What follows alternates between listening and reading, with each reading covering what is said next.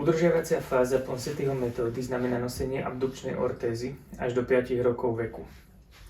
Najčastejšie používané sú JM dlahy, čiže John Michelové dlahy.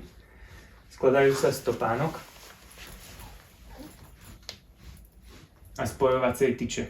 Spojovacia tyč je správne nastavená, keď je vzdialenosť medzi pätami dieťaťa rovnaká ako šírka jeho ramien.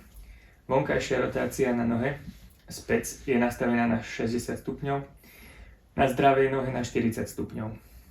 Ak je päť na oboch nohách, potom je na oboch 60 stupňov vonkajšej rotácie. Prvé 3 mesiace nosenia sa ortéza nosí 23 hodín denne.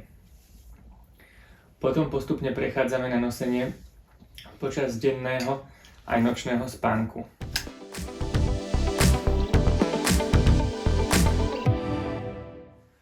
Obuv John Michelovej ortézy orientujeme prackami dovnútra. Najprv nadvihneme špičku dieťaťa, tak aby pätička čo najviac vystupovala dozadu. Nohu vložíme do topánky, aby päta čo najviac dosadla na dno topánky. Najprv pevne pritiahneme stredný remienok.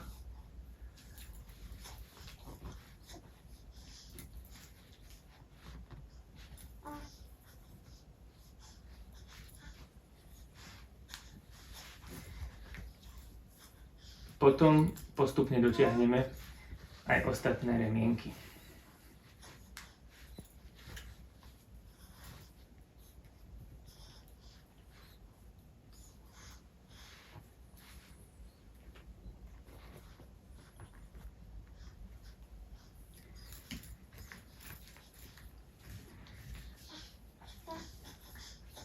V otvore na päte sledujeme dosadnutie päty.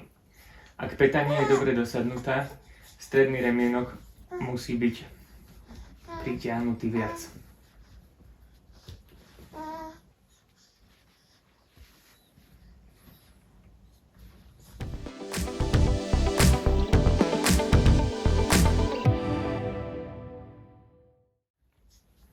Do obuvy používame hladkú, jedno- alebo dvojvrstvovú ponožku bez vzoru a bez vrúbkovania.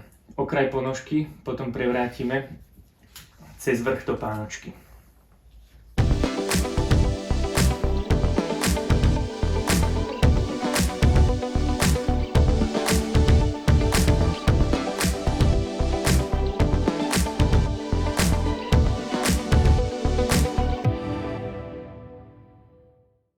Topánky upevníme na tyč pomocou spony.